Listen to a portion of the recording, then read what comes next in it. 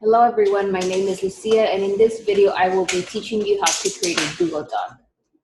To create a Google Doc, you first have to log into your Google email, your Gmail.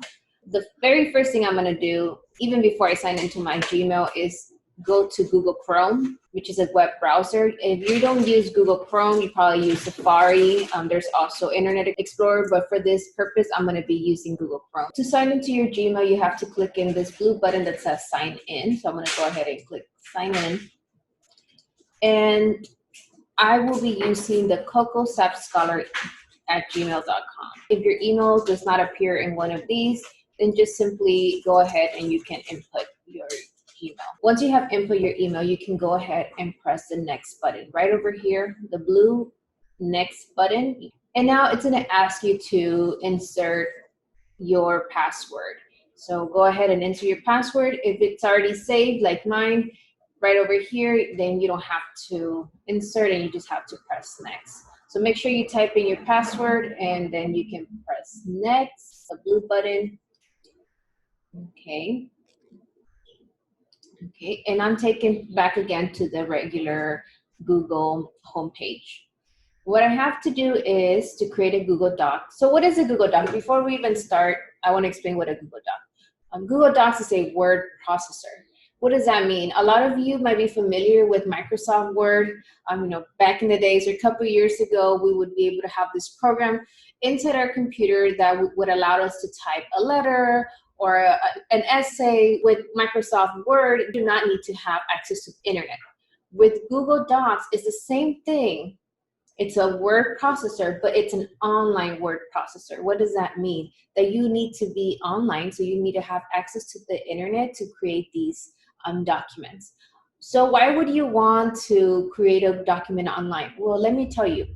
The amazing part about Google Docs is that it saves automatically. So whatever you finish typing gets saved instantly. While with Microsoft Word, a lot of the times you have to press save. So if you don't press save and Microsoft Word shuts down for whatever reason, you lose all your work. With Google Docs, it's able to save everything instantly. So you don't have to worry about clicking save, which is the most amazing part about Google Docs. So to get to Google Docs, you have to press this 9 square button right over here.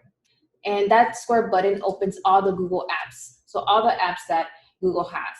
YouTube, Google Play, Search, Gmail, Drive, but we want to go to Google Docs. So I'm going to press this blue button, and that says Docs. So it opens up the online word processor. Okay.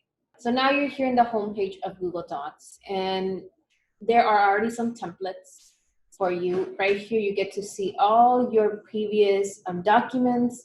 Right over here, if you can't find it because you have a lot of documents, you can always type here the name of the document that you're looking for. So for example, if Miss Carol's caseloads document was like stuck in like the hundreds of documents I have, all I had to go is type Carol and I would be able to search.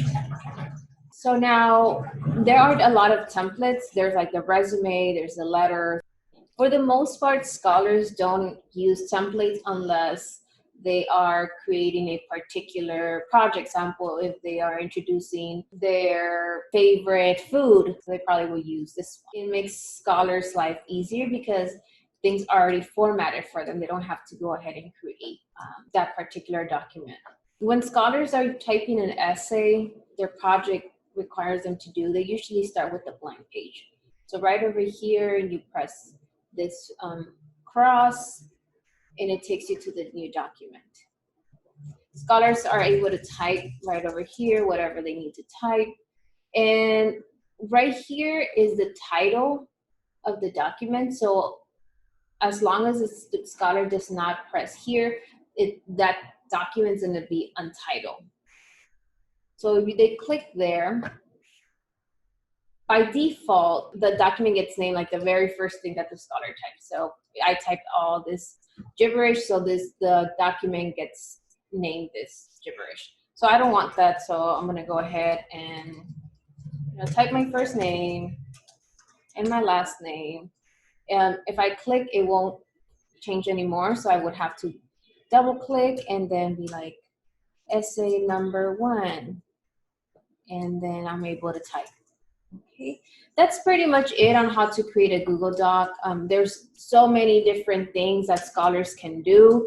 I'm just gonna type, my favorite food is pizza.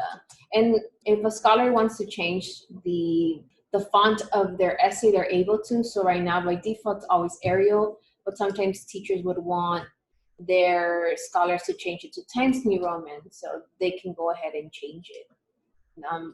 Any font that scholars might want to is right over here.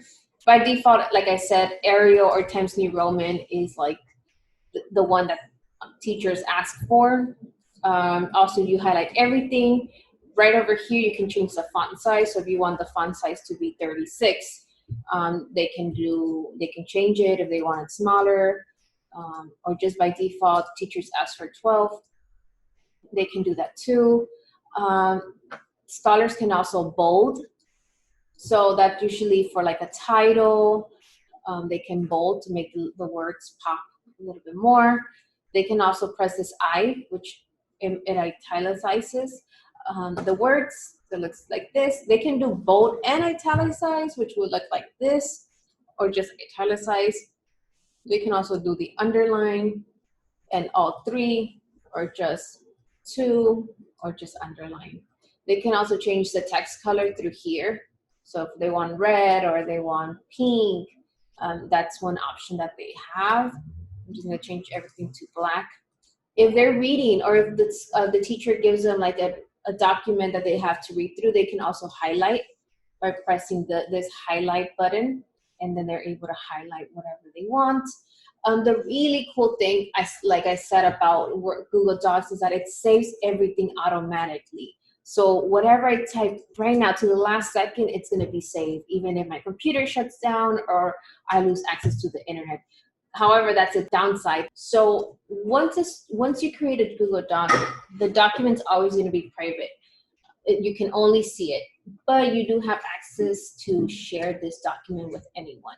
So I'm going to share this document with myself to my personal email to kind of show you the cool things that you can do with Google Docs. So if you share this document, and I'm going to share it with me. Now, one thing I ask scholars to do as a teacher, I always like them to share their stuff and click on editor, especially if they're sending this document to their teacher. Why? Because I'm able to like give them comments, edit some of their things. I can also be a viewer, that's totally fine. But definitely as an editor will be like a good thing to do. And I'm gonna press send. Okay, so while this is sending, I'm gonna receive an email through my phone or wherever I am. And I'm gonna go ahead and I'm here on the document on my phone. And if you see right over here, my little face pop up. So this is my icon from my personal email. And what it means is that I am looking right now at that particular document. So whenever 2 people, 3 people are working, you'll see their little pictures pop up. If I'm no longer seeing the document, I'm gonna go shaded. So that means that I'm not working on the document at that moment. But if I am working on the document, if I decide to go back, my icon turns like a regular color. Now, if I'm editing, so right here, my icon is pink, and you're able to track where I am working. And this is how scholars are able to work together. And for example, if there's 4 students working together, there's probably 3 more of these plus the student, and they're able to work on this document together. A lot of teachers give scholars group work through Google Documents because scholars are able to work in real time and see what they're editing. Now, the other amazing part about Google Docs is that you're able to look at the edit history. So you're able to look at the history of this document. So if you, for some reason, you end up, if your scholar ends up typing an essay, but they think, or editing an essay, but they think that they just want to go back to the original, they're able to click to whatever version they want to go to. And that's pretty much it on Google Docs. It's just like a word processor online. And I hope that this video had been helpful. Once again, my name is Lucia.